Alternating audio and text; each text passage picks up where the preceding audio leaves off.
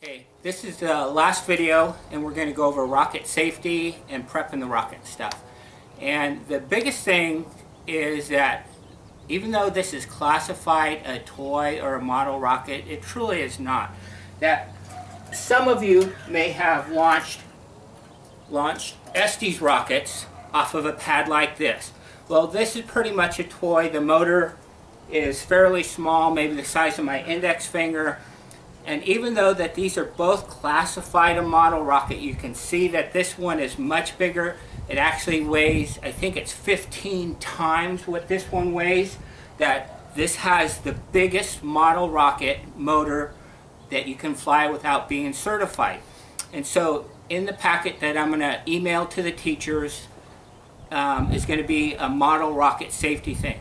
It talks about being at least 30 feet away from the rocket when it gets launched. If you can be 50 feet, that's better. It talks about the size of the field that needs the rocket needs to be launched at, fire department notification, landowner permission, and notification of the local airport.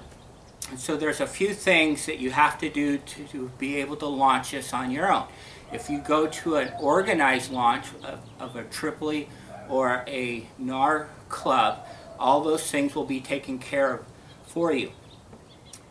Some of the things is you have to clear any combustible materials, grass from, I think it's 15 feet from around the launch pad. If the rocket lands in a tree or a power line, you don't go get it. And there's just a bunch of important safety things that need to be addressed before you actually launch the rocket. I have some notes here that I'm going to try to go off of. So we're going to talk about the motor first. That this rocket was designed specifically to carry the payload that you guys are building. The only motor that this should fly on, or the smallest motor, let's back up, it should fly on nothing smaller than a G80. If you try to put a smaller rocket in, or a smaller motor in this, it's not going to have enough thrust to get the wind flow across the fins by the time it leaves launch rail. And so the smallest motor, which happens to be the biggest model rocket motor, is the G80. And I think it's a 6-second delay, and it's in the RockSim file that I sent. This rocket is capable of being a level 1 certification rocket. And what that means is that you get an H motor, this is a G, and this is a casing, an aluminum casing for an H128. And a reload for that looks similar to this, in that there's propellant grains, there's a lot of O-rings, there's a casting tube, there's an igniter, and they have to be put together inside this motor a certain way for it to work right. The reloads cost about $24, whether you buy the casing or borrow it from somebody at a launch, that's up to you. Or you can move up to the next size up, and this is called an H180. It has one more propellant grain than the H128. I'm going to go ahead and interrupt the video here. That I was able to fly the rocket that we built in the video this past weekend, and I learned a lot of things from it. And I flew it with a simulated payload that's the same size that of the projects you guys are working on, except for I have a very sophisticated rocket electronic device in there. And so the teachers will be knowing how high it flew and how fast it flew and all that stuff. One of the biggest things that I learned was that the manufacturer of the motors that this rocket was designed for has changed the motors a little bit. In that I have been talking about the G87 or the 6 and stuff. Well, what they're doing is they're coming out with a new motor system that the delay element, in this case it's a 7-second delay, is adjustable. Instead of the manufacturer having to manufacture them both with 7-second, 10-second, and 14-second, is that they're manufacturing them all with a 14-second delay, and then the user, us, adjust the delay in them. And so the good and the bad of that is now we can adjust it to whatever we want within certain limitations and stuff. I did fly it on the older G80 motors. They were $27 a piece. The new G80 motors are $20 a piece, and so it's $7 cheaper for you to adjust the delay in them yourself. Some of the vendors are giving away the free adjustment tool when you buy your first reload, and it's pretty easy to do. I opened this one up a little bit so that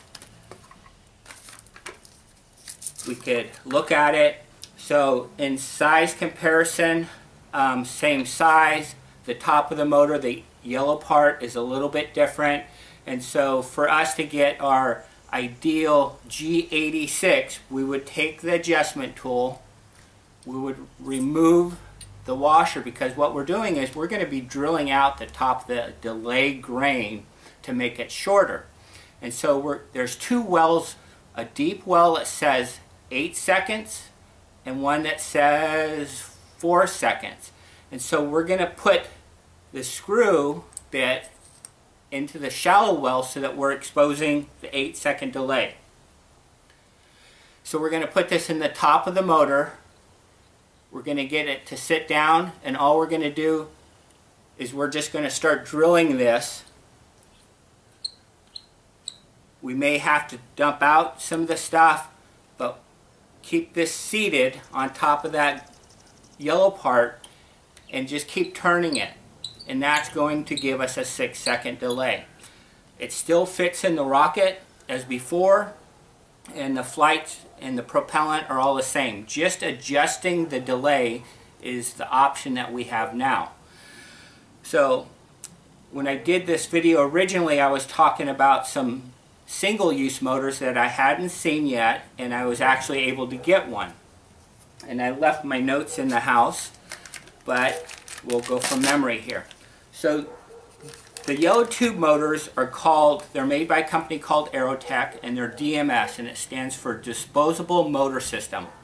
And they have the G80, they have an H119, they have an H135, and they have an H195. And all of those motors will fit into this rocket. But with them being an H motors, you have to be certified to fly them, or find somebody that's certified to fly the rocket for you. And so, same principle. It comes with a 14-second delay, and we have to adjust it. Well, how much do we know how to adjust it to? Is through the RockSim program, or I believe you guys are using Open Rocket. This past weekend I went ahead and flew this on the biggest motor it was designed for. This is a reusable motor case, an aluminum tube, and I flew it on an H180. And it flew fine. It flew higher than I thought it would. The center of gravity and the calibers of stability and everything was all fine. If we look at the links of each of these motors and stuff, we can tell that this is shorter than this one, and so it's going to be fine as far as being able to fit in the rocket and fly as designed. So it appears to be that I would need to have this delay 14 cut down to 8. To 8.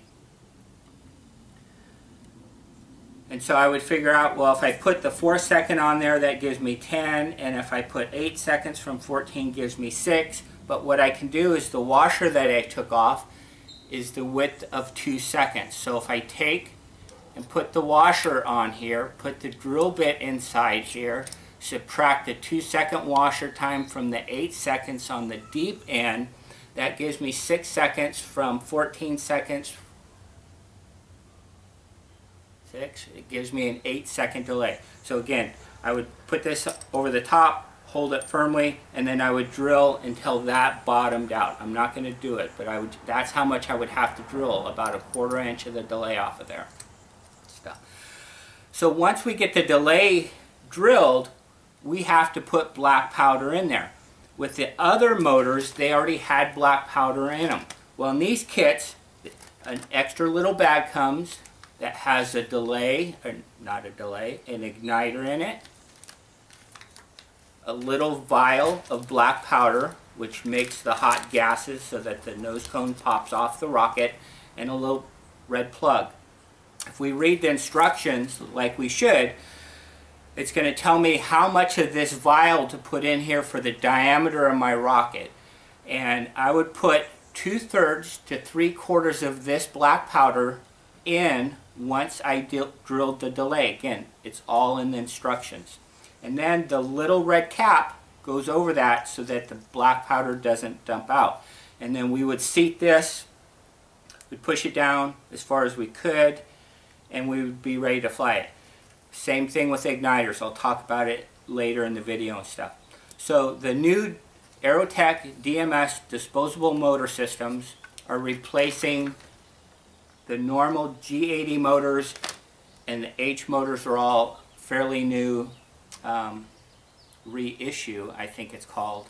And as far as price, the old motors were $27, the new G80s are $20, the H DMS motors are $30, and the reload kit that I flew last weekend was $24. And so for $6 more, you don't have to buy the metal case and learn how to put all the little washers and O-rings together. That you can buy a $30 motor, put it in here, and it'll go over twice as high with this motor than it does with the G80. Okay? So I think I've covered all that stuff. I'm going to be breaking in and out of this video for other things that I learned, but as far as motors, that's what I've learned.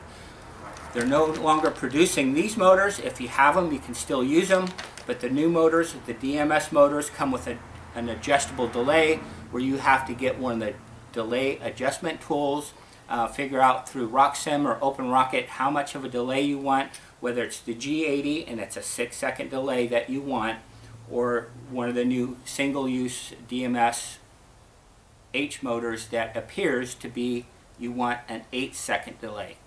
So again, if you have any questions, have your instructors contact me. The higher the rocket's going to go, and the more that it's going to cost, and the bigger the launch field, and once you get up to H-size motor, it increases the distance that you have to be away before you launch the rocket. Again, when you launch the rocket, you want to be making sure nobody's out around it and stuff, that the sky is clear, that there's no airplanes or anything passing over. And so it's actually very serious when you're launching one of these. The reload kits get really big. This is a reload kit for class 2 or level 2 rocket. It's a J350. These are propellant grains for an M-size rocket, and so they just go on and on. With the reload kit, you would be getting an igniter. Once we start talking about the rocket stuff, then we'll go over the igniter and when to put it in and how to test it, making sure everything's safe. So those are the reload kits. Again, this is the smallest motor you'd ever fly this rocket on with your payload. The rocket itself is capable of doing level 1 certification, whether it's with reloadable or single-use motors. We're going to go on to the final bag, which is bag number 7. And inside bag number 7 is the parachute. And on the end of the parachute is some more of that orange wire with a nut and a washer. And that nut and that washer are going to be used to retain the motor in the rocket. So we're going to take that out. We're going to screw it into the hole that we have in the back of the rocket. A couple turns and we're good. So we're going to take the rocket apart. The first video towards the end of it was on how to set up your payload so that it fits in the payload bay. Go ahead and do that, get it in here. When you get ready to fly, you can go ahead and plug the power in and get it ready to launch. The parachutes come all rolled up like this. So the other thing I learned at the launch was, we'll get to that at the end, was I get there, I get my G80, get it in the rocket, take the parachute out of the bag,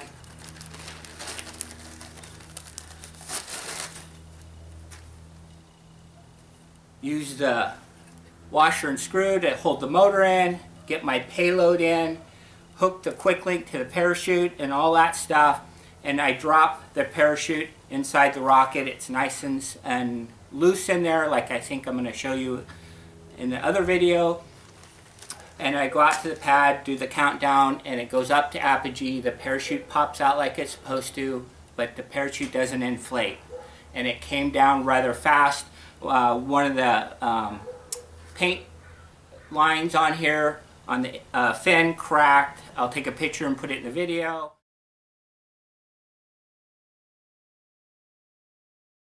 It's just cosmetic, and got to thinking, well, how come it's done that? The prototype rocket, this is the one that I built to make sure everything was going to work, had never had that problem. The parachute always inflated. And yes, this parachute is much bigger than actually needed because we're trying to get more air time for your payloads to gather all the sensors that they need to. So off the top of my head, with the G80, it has about 61 seconds of air time. With an H180, I believe it was 154 seconds of air time on the parachute. So going back, so I couldn't understand why the parachute didn't open. And so it took me a little while to figure out why it didn't open. As I was saying in some of the earlier videos, these parachutes are military surplus, and how I get them is bundled up like this. They've been bundled up like this for 40 or more years.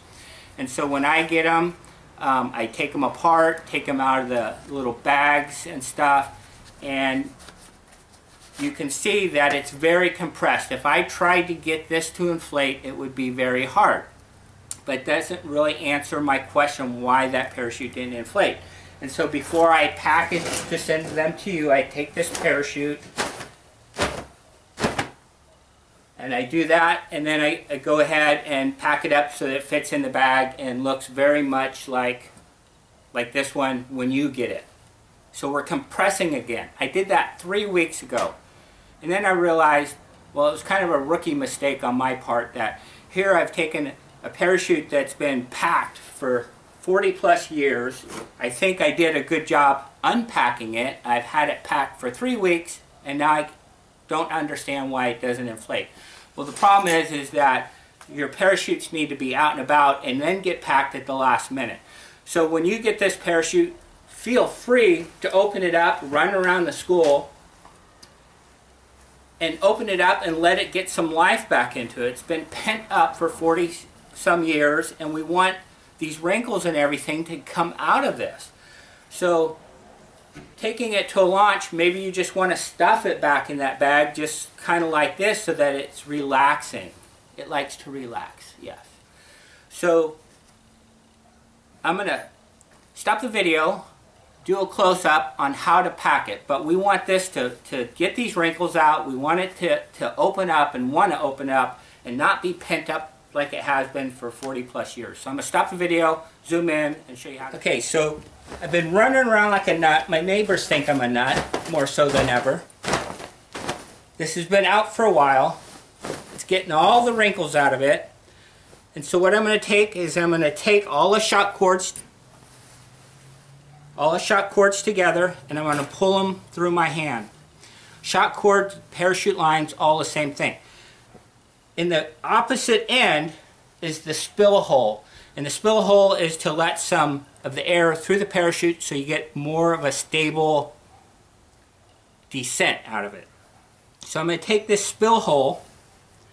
This is the spill hole, the very top of the parachute. I'm holding it by here. I'm going to put the spill hole in between my thumb and my finger, and I'm going to pull it. I'm going to pull about 1/3 of it. So basically what I'm doing is dividing this parachute in thirds. There's a third here, there's a third here, and there's a third here. I'm going to fold that over. I'm going to let go with everything. I'm going to take the shock cords and I'm going to fold them on top. There's one, two times. Okay, so I have the parachute divided in thirds. I've taken maybe half of the length of the parachute cords, shock cords, and all I've done is folded them on top here. And what I'm going to do is I'm going to roll this up like a burrito. And this may take a few times to get right. So I'm just rolling this up as a burrito.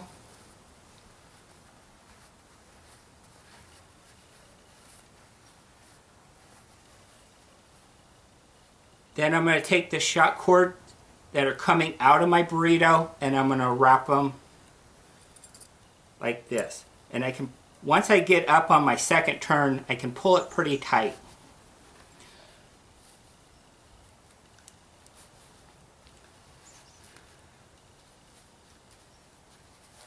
Grab the rocket.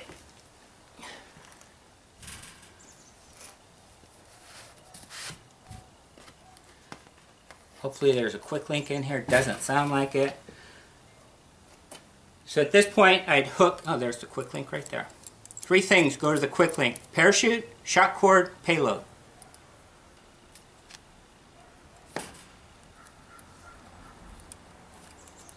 Finger tight on the quick link.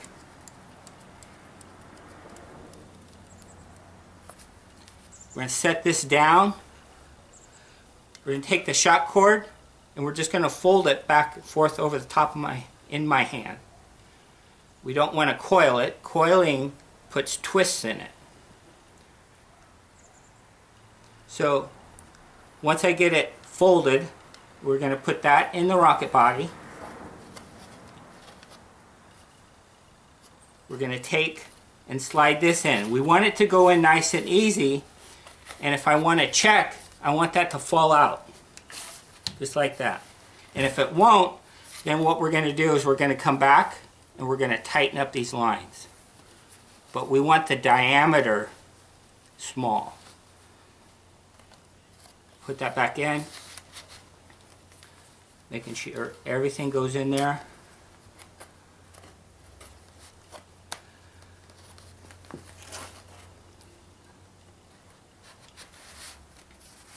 The screws would be in there. Check my center of gravity with the motor and stuff in there, and it's ready to go. So, moral of the story, take your parachutes out, exercise them, hang them in the closet somewhere, leave them open and fluffed up until you actually get ready to go out and launch the rocket. And then fold it up just like I showed you. Make sure it's loose so that it can come out, catch the wind quickly, inflate, and lower the rocket back down nice and safe. I'm not going to tell you how high these projects went with the motors and stuff. That's for you guys to find out. Your teachers will know. And at the end of this normal video, I'll show you some videos of the launch and stuff and the recovery of the rocket. So that's all of the updates that I have. So now we're ready to put the motor in. We're going to take the screw out.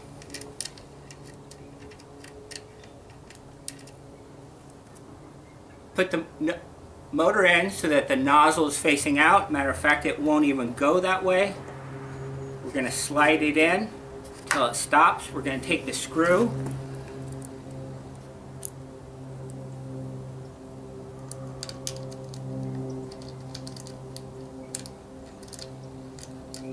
We're going to have a flat blade screwdriver. And we're going to snug this up. And the reason we do that is because when this motor gets done burning, in 6 to 7 seconds, there's a charge that goes off. And the rocket is going to open up in the path of least resistance. If you don't screw the motor in, it's going to push your motor out, and the payload and the parachute are all going to stay attached. So we have that hole blocked off with the motor, and we want to keep it in there. So that's why we retain the motor. And the parachute is all still in there, so that the path of least resistance is going to be blowing the tip of the nose the payload bay and the nose cone off the rocket to allow the parachute and everything to come out. One thing on the parachutes is that they're very large for this size of rocket. And I did it for a couple of reasons. Is that the bigger the parachute, the slower the rocket comes down. The slower it comes down, the more data points you're going to get on your payloads that you've built. If you're flying in an area that has a very small recovery area, and one thing that you can do is to make the parachute smaller, that I'm going to take the parachute and I could put a piece of tape about halfway on the shot cord. And so now what that does is it limits how much this parachute opens up. And you can practice or play around with how much, maybe it's even 2/3 of the way up. I would take a piece of tape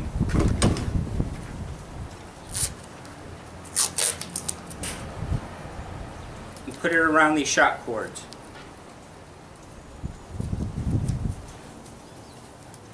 So now I've limited how much that parachute can actually open up. Again, if you have any questions, have your instructors give me a call. Alright, so now the rocket's ready. We have the motor in there. We have a way, an electrical means, 12 volts, to run power out to the rocket. If you have this type of a setup, that means that you probably have a launch controller like this, and this launch controller will not ignite the bigger motors and stuff. Again, have your instructors contact me. I can work things out over the email and stuff. So if you're planning on using a pad like this, that's a model rocket pad, you can see that there's no way this is going to hold up. So when we were building this, we had two options. We put rail buttons on it, and we also, I didn't on this one, put the launch lug, the aluminum tube on there. And that aluminum tube is for 1/4-inch rods. That if I pull this forward,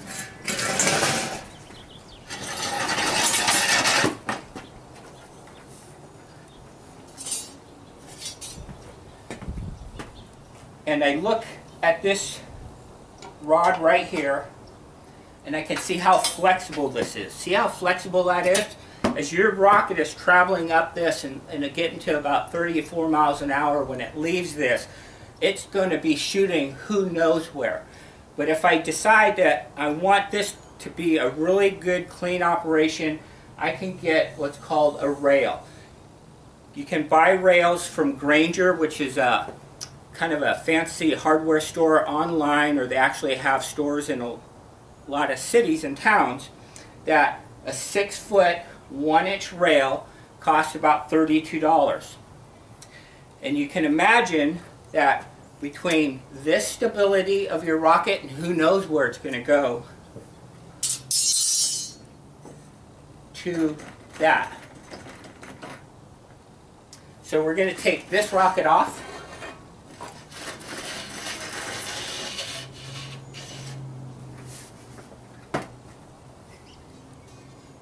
And whether you take the rail out and slide the rocket on,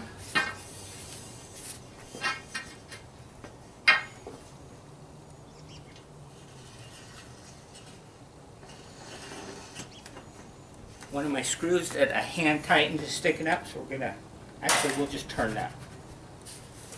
We'll slide this all the way down to the stop, and then we can come back and then tighten it down. I'm not going to tighten right now. So we want this facing perfectly straight up and down. We're going to look at it and eyeball it. Okay, then we can tighten it down. We can adjust the legs to lean it if we're on dirt or something. So it's going to sag right now. So at this point, we're going to take the igniter and we're going to insert it into the motor. And we want that igniter to go all the way up into the top of the motor. We don't want to light it just inside the nozzle. So at this point, anybody that's out here just looking can head back to the safe zone. We're going to take and slide the rocket up. We're going to take the igniter,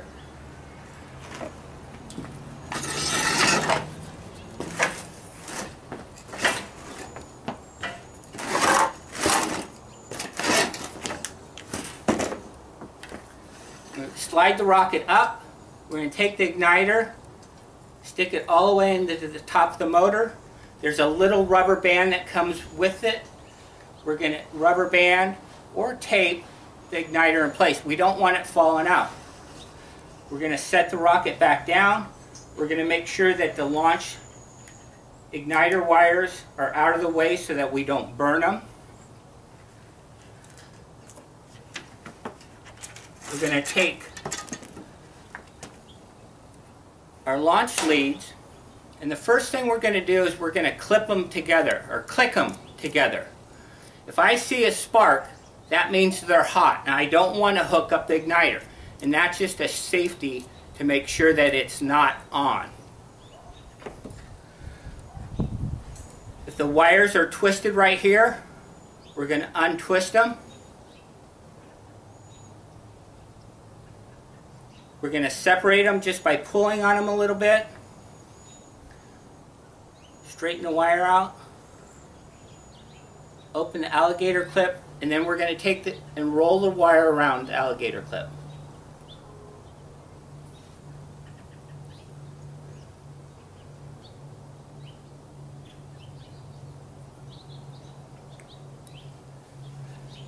And then we're going to make sure that the wires are out of the way. And then we retreat back to the safe zone. I want the motors bolted in. We have the screw and the washer in place. I have my parachute all attached. I have the payload on and ready to go, and we would launch it at this time. Once we get ready to actually launch the rocket, we're going to do a 5 count. I can hear a helicopter right now, and so we would make sure that the range is clear. Nobody's out there. Everybody's aware what's about to happen. The sky's not clear. We hear a helicopter. And we would wait for either people, airplanes, or helicopters to move out of the way before we launch the rocket. If you see smoke coming out of the bottom of the rocket and it stops, I believe that you wait 5 minutes before you go out there and disarm the rocket. It's called a misfire. And then you would replace the igniter and try again.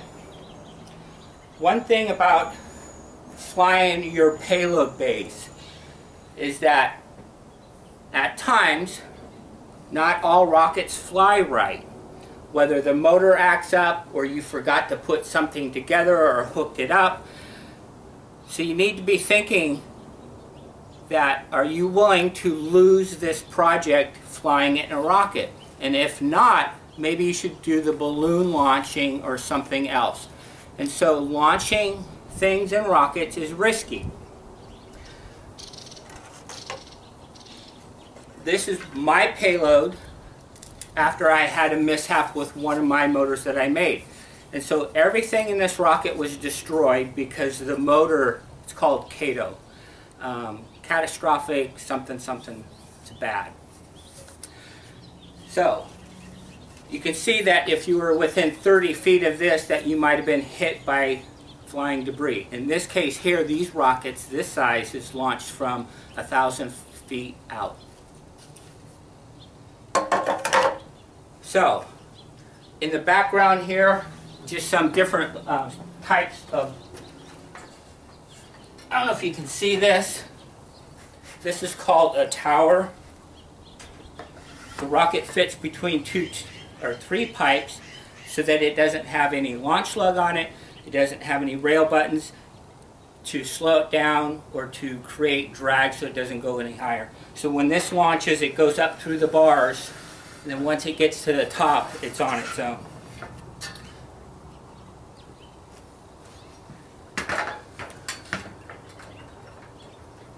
Back here is just a different pad that's much bigger for bigger rockets. These get loaded flat, and then they get elevated, and then, I don't want to use the term pointed, but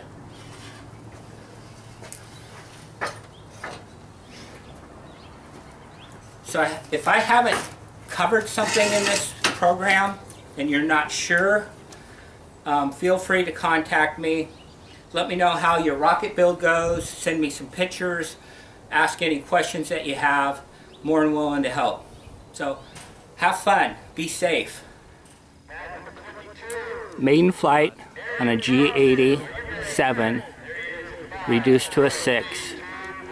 Simulated payload with a Raven altimeter.